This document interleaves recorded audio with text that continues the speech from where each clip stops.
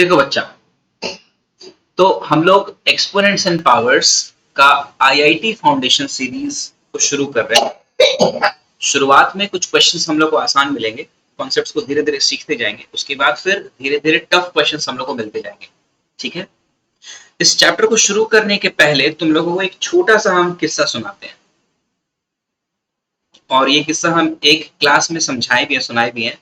एक दो बच्चे यहाँ पहले से सुने हैं, तो बाकी बच्चों के लिए है। एक स्टेटमेंट यहाँ पे लिखा हुआ है, I would like to have 1 grain of rice on the first chest square, 2 on the second, 4 on the third, and so on, doubling the amount of rice every square। हुआ क्या था, एक छोटा सा किस्सा है, अब सच है या झूठ पता नहीं। चाइना के कोई एम्परर थे, उन्होंने एक नया बोर्ड गेम को डिस्कवर करने के लिए ऐलान कराया कि देखते हैं राज्य में कोई ऐसा व्यक्ति है जो कोई नया गेम को इन्वेंट कर सकता है। चेस के बारे में बात हो रहा है। उस समय चेस इन्वेंट नहीं हुआ था। एक व्यक्ति थे चाइना के, उन्होंने इस गेम को इन्वेंट किया, इसके सारे रूल्स को लिखा और जाकर के चाइना के एम्परर को दिखाया। तो वहां पे जो एम्परर थे, उन्होंने इस गेम को देखा, सीखा, समझा, तो वो खुश हो गए इस गेम को देख करके। चेस इतना इंटरेस्टिंग गेम है ही। तो उसके बाद फिर वो ना उस इन्वेंटर से, मैथमेटिशियन थे वो, तो बहुत उनको नॉलेज था मैथ्स का, जिन्होंने इस चेस को इन्वेंट किया। तो उन्होंने बोला कि, राजा ने बोला कि मांगो, तुम क्या मांगते हो, क्या चाहिए तुम्हें, जो चाहिए मिलेगा। तो अब इस बात पे मैथमेटिशियन को गुस्सा आ गया कि राजा के पास कितना है कि वो हमको दे दे। ठीक है, राजा है, लेकिन उसके पास कितना तो नहीं कि वो हम जो मांग लेंगे पूरा कर देगा। राजा बोल देता कि मुंह मांगा इनाम मिलेगा तुमको, जो मांगोगे वो मिलेगा। कितना खुश हो गया था राजा। तो मैथमेटिशियन जो था, जो चेस को इन्वेंट किया था, वो इस बात को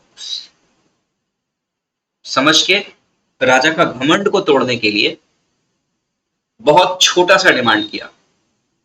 और ये वो डिमांड है जो लिखा हुआ है तुम लोग के स्क्रीन पे येलो कलर से, कि बोला कि राजा साहब, ये जो चेस का बोर्ड हम लाए हैं आपके सामने, आप हमको कुछ मत दीजिए, इसमें चावल दीजिए, लेकिन चावल एक नियम से दीजिए, एक रूल से दीजिए। और वो रूल ये है कि पहले वाले बॉक्स में ना सिर्फ 1 दाना चावल हमको चाहिए, दूसरे वाले बॉक्स में 2 दाना, तीसरे वाले में 4, मतलब हर अगले बॉक्स में ना चावल का नंबर्स को डबल कर दीजिए। और इस तरीके से पूरे चेस में जितना बॉक्सेस है उसके हिसाब से हमको चावल आप गिन करके दे दीजिए। तो राजा हंसने लगा, बोला कि मूर्ख, तुम तो कुछ भी मांग सकते थे, सोना चांदी हीरे जवाहरात जमीन जायदाद कुछ भी मांग सकते थे। तुम क्या मांग रहे हो, चावल मांग रहे हो, वो भी थोड़ा सा चावल मांग रहे हो। जाओ, तुमको चावल दिया। तो जो मैथमेटिशियन था वो हंसने लगा, बोला ठीक है राजा साहब, आप गिनती शुरू करवाइए, जितना चावल होगा मैं लेके चला जाऊंगा। तो तुम लोगों से पूछ रहे हैं, जो बच्चे नहीं सुने इस कहानी को, जो सुन चुके हैं वो चुप रहिएगा।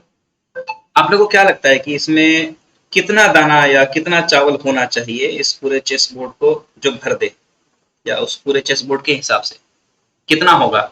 1 किलो या आधा किलो या 1 पाव या 1 बोरा या 1 टन 1 क्विंटल, कितना होगा? अंदाजा बताओ।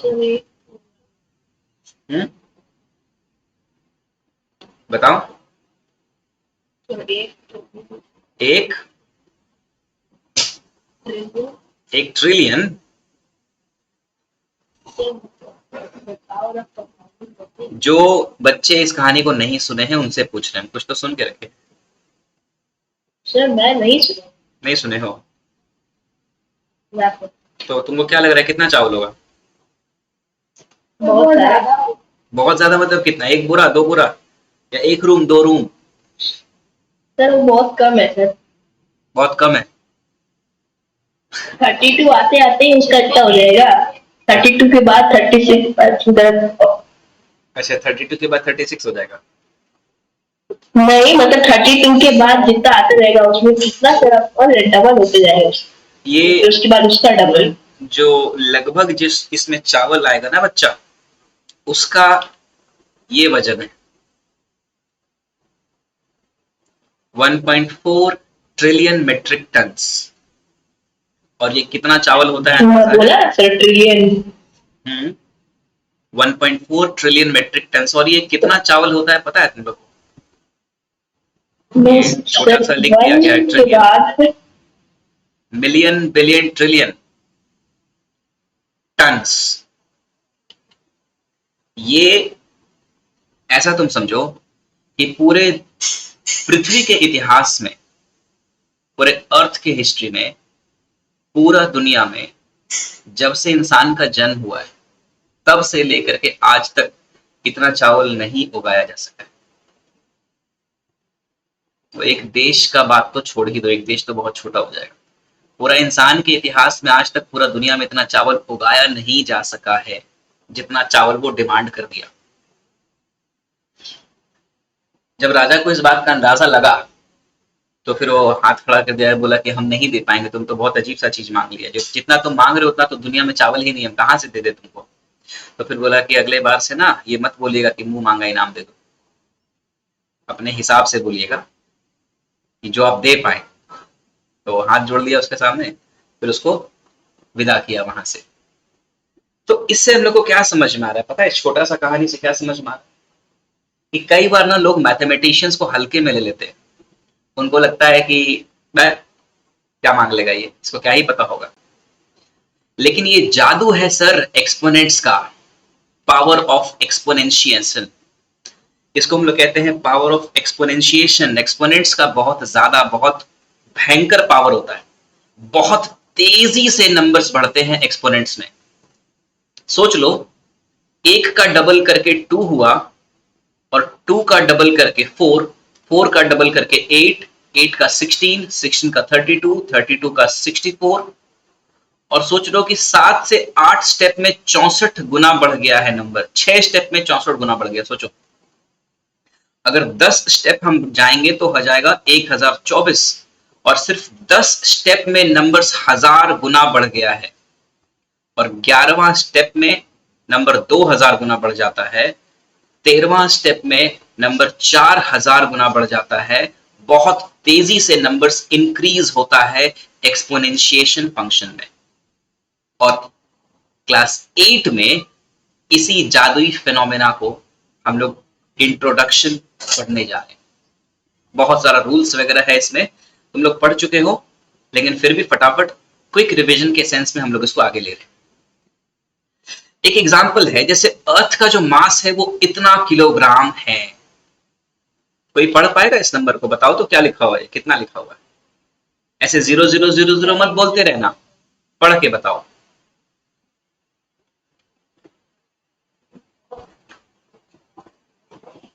पढ़ना पॉसिबल है इसको? अगर हम काउंट करें 1, 10, 100, 1000, 10,000, लाख, 10 लाख, करोड़, जो भी है, या बिलियन, बिलियन, ट्रिलियन, ट्रिलियन, फिलियन, सब पीछे छूट जाएगा।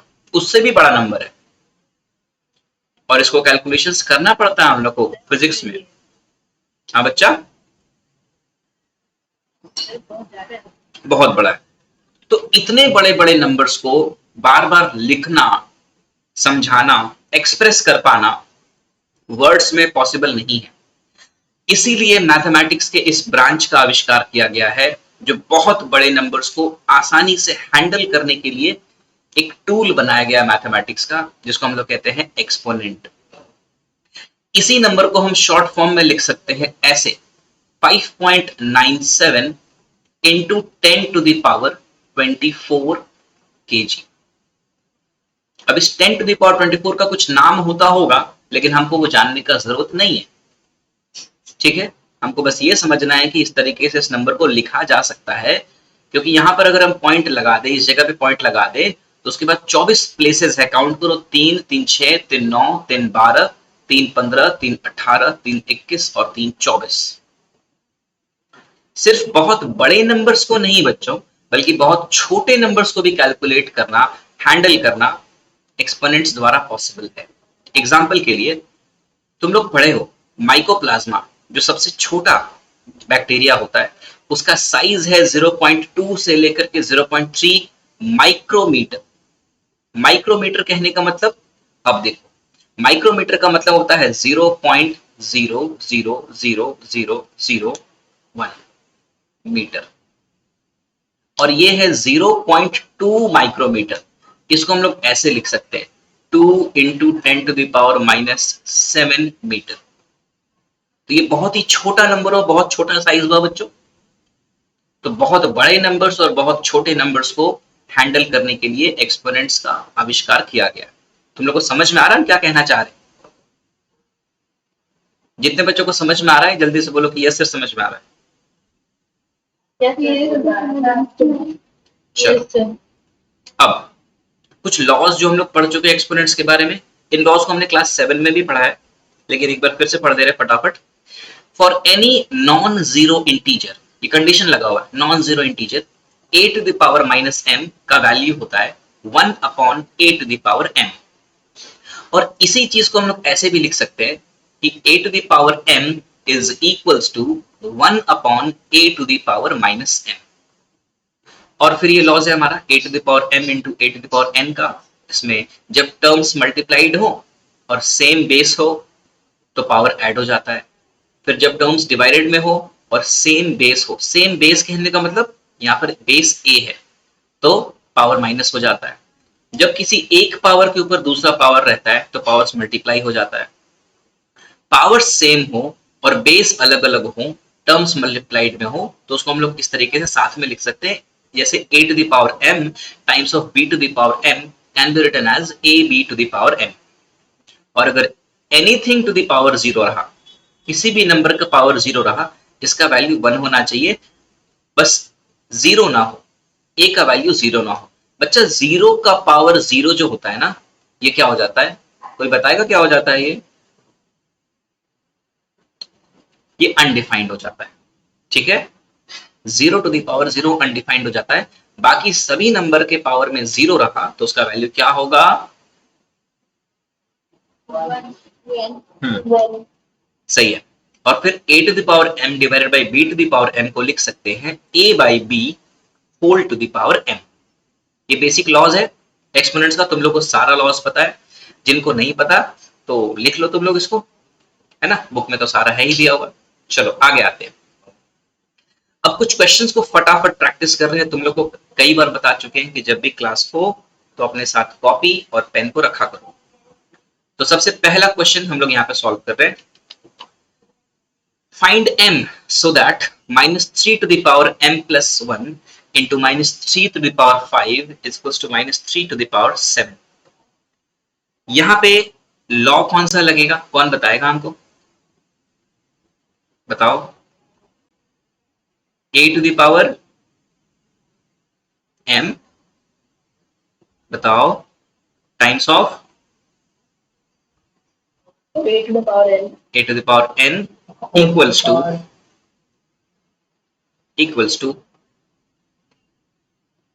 a to the power n m plus n। सही है। चलो, तो यहाँ पे हमको दिख रहा है -3 का पावर में m प्लस 1 है और फिर -3 का पावर में 5 है। तो हम लोग इसको लिख सकते हैं कि -3 to the power m plus 1 plus 5 लिख सकते हैं। और इधर हो गया -3 टू द पावर 7। इसमें कोई परेशानी किसी बच्चे को? और अभी जस्ट थोड़ी देर पहले हम तुम लोग को बताए थे कि जब टर्म्स इक्वल हो और बेस सेम हो तो पावर्स को क्या करते हैं हम लोग? इक्वेट करते हैं, मतलब बराबर लिखते हैं।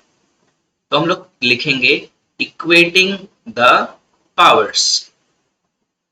क्या मिलेगा बच्चा? m plus 6 equals to 7। तो m क्या मिल जाएगा? जल्दी बताओ, जल्दी बताओ। 1। अच्छा, सेम ये क्वेश्चन उसी तरीके से बनेगा, सेम कॉन्सेप्ट से, है ना, इसी फॉर्मूला से बनेगा। Find the value of m for which 5 to the power m divided by 5 to the power -3। हाँ, इस फॉर्मूला पे नहीं, एक्चुअली यहाँ पे बस माइनस लग जाएगा, सॉरी डिवाइडेड बाय लग जाएगा। तो ये हो जाएगा 5 to the power m divided by 5 to the power -3 equals to 5 to the power 5। ठीक है, हाँ चलो सॉल्व करके m का वैल्यू बताओ जल्दी कितना होगा?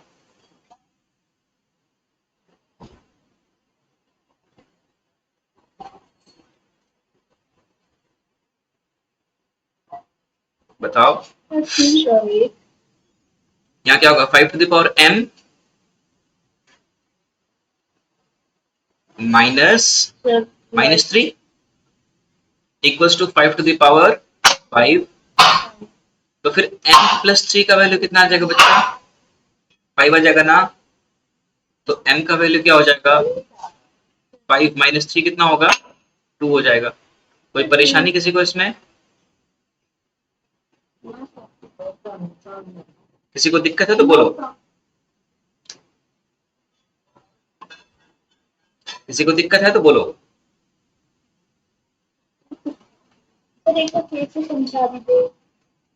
देखो, जब टर्म्स डिवाइड में हो और बेस सेम हो तो पावर्स को क्या करते हैं हम लोग, तो 5 का पावर m है, उसमें माइनस कर देंगे इस पावर को। ये पावर क्या है, -3 है ना। तो m -3 करेंगे तो क्या हो जाएगा, m प्लस 3। और इधर में क्या है, 5 है।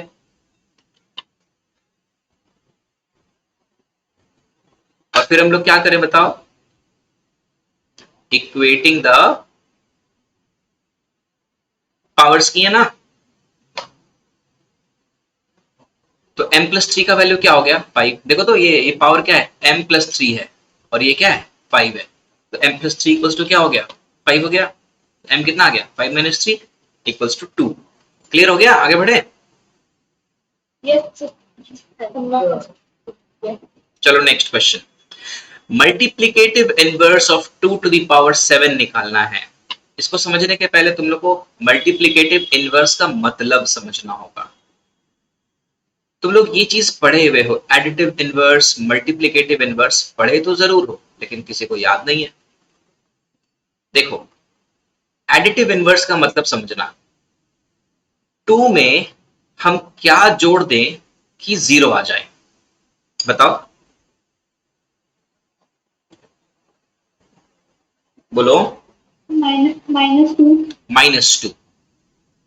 तो -2 को हम क्या कहेंगे मालूम है, -2 को क्या कहेंगे पता है, -2 को कहेंगे 2 का एडिटिव इनवर्स, 2 का एडिटिव इनवर्स।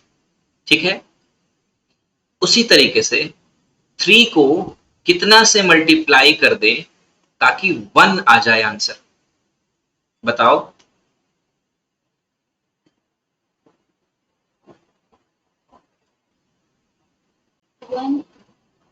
3 को 1 से मल्टीप्लाई कर दे तो 1 आ जाएगा, बताओ जल्दी, बताओ जल्दी। 1/3, 3 को हम 1/3 से मल्टीप्लाई कर देंगे तो 1 आ जाएगा। तो ये जो 1/3 है ना, इसको हम कहेंगे इस 3 का मल्टीप्लिकेटिव इनवर्स। ठीक है, इसी तरीके से एक और तुम लोग बताना, -2 को कितना से मल्टीप्लाई कर दें कि 1 आ जाए,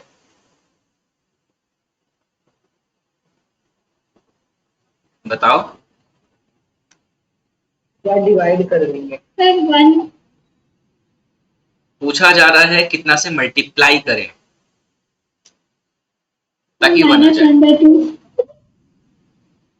तो पहली बात इस माइनस को खत्म करना होगा, उसके लिए एक माइनस चाहिए, और 2 को खत्म करने के लिए नीचे 2 चाहिए, तो -1/2। तो -2 का मल्टीप्लिकेटिव इनवर्स क्या हो गया, -1/2। ठीक है, और -1/2 का मल्टीप्लिकेटिव इनवर्स -2 हो गया। मतलब ये दोनों एक दूसरे का मल्टीप्लिकेटिव इनवर्स होता है। 3 का मल्टीप्लिकेटिव इनवर्स है 1/3, तो 1/3 का मल्टीप्लिकेटिव इनवर्स हो जाएगा 3। एक दूसरे का उल्टा होता है, समझ गए बात। चलो एक और बताना, 2 स्क्वायर का मल्टीप्लिकेटिव इनवर्स क्या होगा, इसका हो जाएगा 1/2 स्क्वायर, ताकि कट जाएगा देखो और 1 आ जाएगा, है ना। तो 2 स्क्वायर का मल्टीप्लिकेटिव इनवर्स हो जाएगा 1/2। तो इसका बताओ क्या होगा?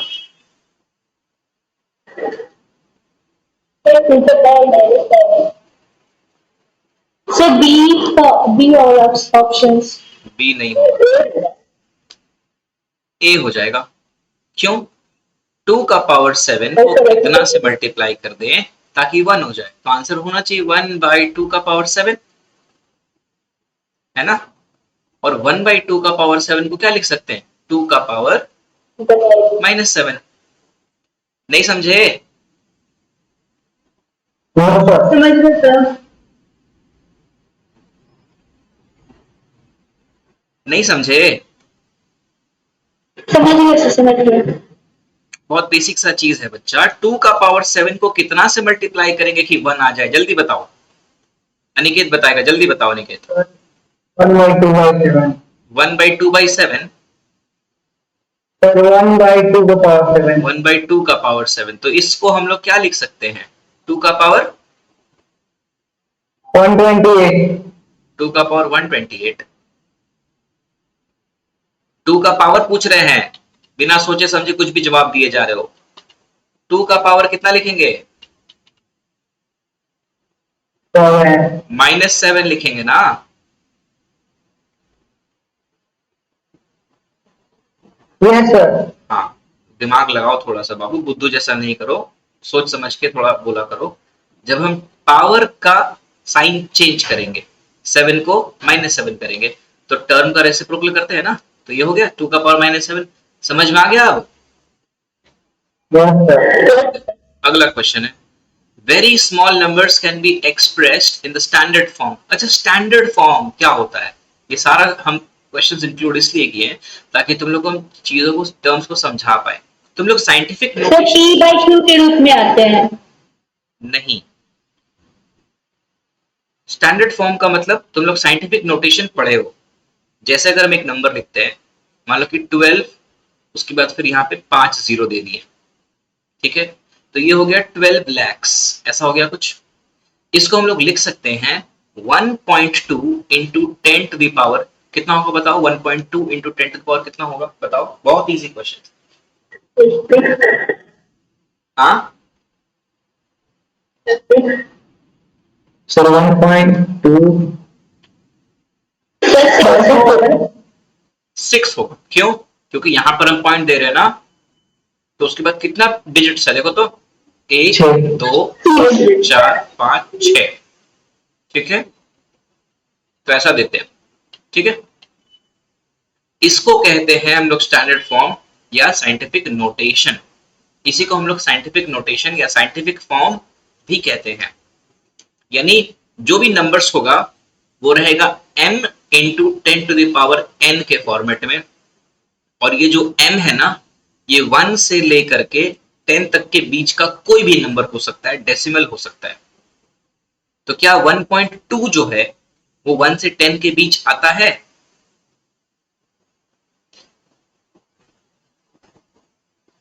वन 1.2 जो है वो 1 और 10 के बीच का नंबर है या नहीं है? Yes sir. तो इस चीज को ध्यान रखना है कि m के जगह पे जो भी नंबर होगा वो 1 से 10 के बीच में हो सकता है, और n जो होगा ये कोई भी इंटीजर हो सकता है, एनी इंटीजर, पॉजिटिव नेगेटिव दोनों, ठीक है। अब इसके बाद समझना, वेरी स्मॉल नंबर्स, जैसे कि हम एक जो तुम लोग को माइकोप्लाज्मा वाला भी साइज बताए थे, can be expressed in standard form. Standard form में उसको एक्सप्रेस कर सकते हैं विथ पॉजिटिव एक्सपोनेंट। क्या उसका एक्सपोनेंट पॉजिटिव होता है? मतलब 10 का पावर में जो भी होता है वो पॉजिटिव होता है क्या? छोटे नंबर्स के लिए, छोटे नंबर्स के लिए मतलब जैसे 0.0002, तो इसको लिख देंगे 2 into 10 to the power, power में जो भी लिखाएगा, ये पावर में जो भी नंबर होगा वो पॉजिटिव होगा या नेगेटिव होगा? क्या होगा?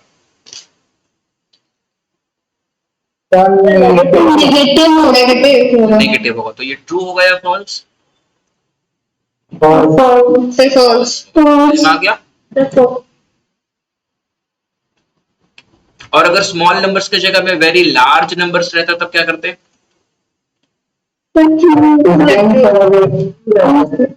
चलो सही है। अगला क्वेश्चन फटाफट बनाओ, जल्दी जल्दी।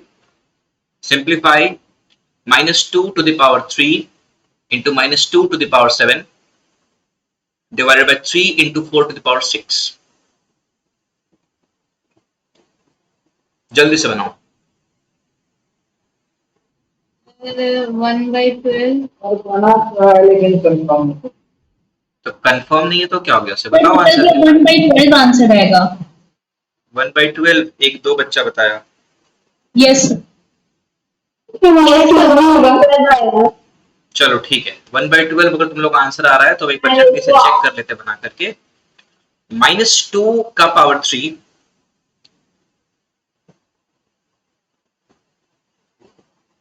-2 का पावर 3 और फिर -2 का पावर 7 है। अगर हम इन दोनों को मिला दे तो ये हो जाएगा -2 का पावर 10 डिवाइडेड बाई 3 इंटू ये जो 4 है बच्चा, इस 4 को लिख सकते हैं 2 का स्क्वायर और इसका पावर हो जाएगा 6, यानी -2 का पावर 10 डिवाइडेड बाई 3 इंटू 2 का पावर 12। ठीक है, कोई दिक्कत नहीं है। अब -2 का पावर 10 देखो तो नेगेटिव नंबर का पावर इवन है, ये ध्यान रखना, ये नया चीज है तुम लोग के लिए। अगर -2 का पावर 2 है तो इसका आंसर +4 आता है, लेकिन अगर -2 का पावर 3 है तो इसका आंसर -8 आता है। ये तुम लोग को पता है ना ऐसा क्यों होता है, या बता दे? चलो पता है। ठीक है, तो फिर यहां पर ये हो जाएगा 2 का पावर 10 और नीचे हो जाएगा 3 इंटू 2 का पावर 12। अब ऊपर में 2 का पावर 10 है और नीचे में 2 का पावर 12 है। 2 का पावर 12 मतलब 2 को आपस में 12 बार मल्टीप्लाई किया गया, और 2 का पावर 10 कहने का मतलब 2 को आपस में 10 बार मल्टीप्लाई किया गया। तो अगर हम कैंसिल करें तो नीचे में 2 का स्क्वायर बच जाएगा, है ना, और 2 का स्क्वायर हो जाता है 4, जो कि आंसर हो जाएगा 1/12। ठीक है, एकदम सिंपल क्वेश्चन था। जिसको नहीं समझ में आया बोलो कि सर नहीं समझ में, बता देते हैं फिर हम।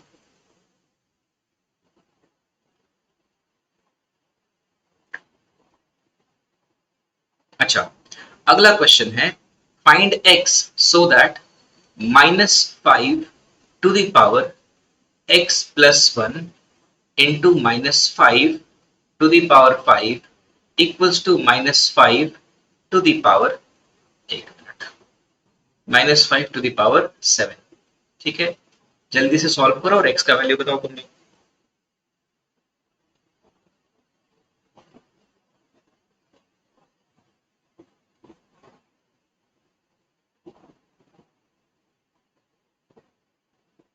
वन 1 आ रहा है।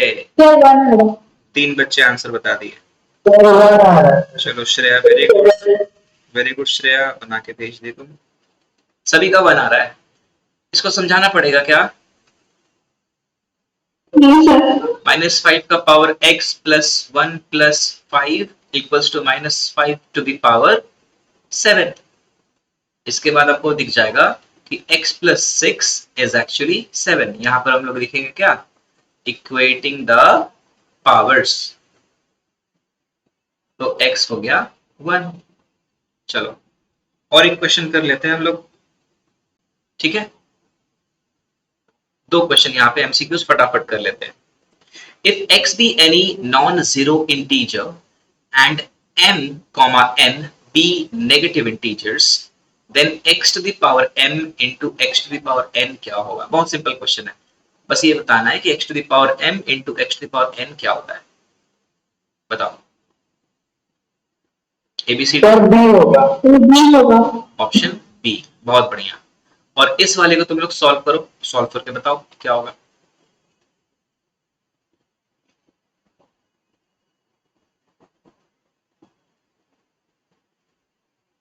देखो हम स्टार्ट करा दे रहे, बाकी तुम लोग आगे सॉल्व करना। जैसे यहाँ लिखा हुआ 7 टू द पावर -1, इसको लिख देंगे 1/7। फिर लिखा हुआ माइनस, तो माइनस लिख देंगे। फिर 8 टू द पावर -1, इसको लिख देंगे 8। इस पूरे का पावर क्या है बच्चा? -1 है। उसके बाद फिर माइनस का साइन है। फिर 3 टू द पावर -1, इसको लिख देंगे 1/3, माइनस 4 टू द पावर -1, इसको लिख देंगे 1/4, और इस पूरे का पावर है -1। फिर 7 और 8 का एलसीएम हम लोग ले लेंगे, कितना हो जाएगा? 56। यहाँ पर 8 हो जाएगा। अच्छा, कुछ बच्चों को नहीं समझ में आता है कि सर यहाँ पर 8 क्यों हुआ? यहाँ तो 1 था, तो 1 उतारना चाहिए ना, 8 क्यों हुआ? जिनको नहीं समझ में आता है ध्यान दो, ध्यान से सीखो, हम सिखा रहे हैं। हम लोग जब भी एलसीएम लेते हैं दो नंबर्स का, जैसे 7 और 8 का एलसीएम ले लिए 56, ठीक है।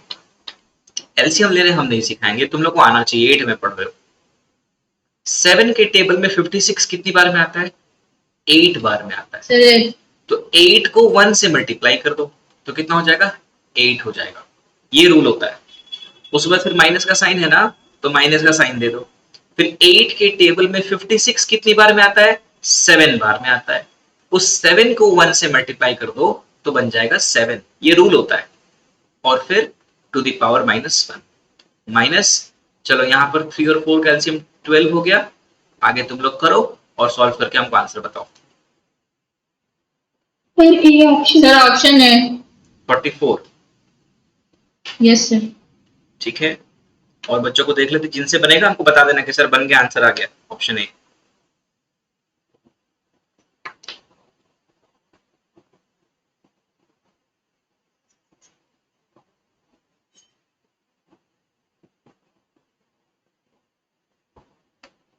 सर ऑप्शन यही होगा। ठीक है,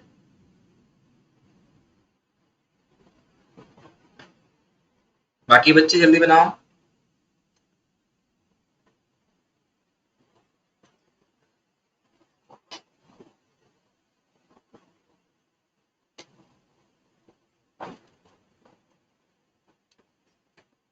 यहाँ लिखेंगे 4 - 3 टू द पावर -1,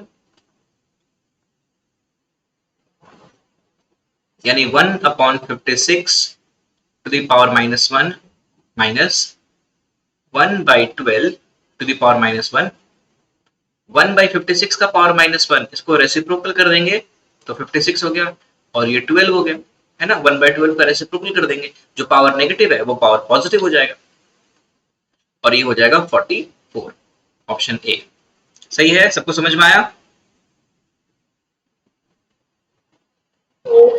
अब यस चलो सर। Yes sir.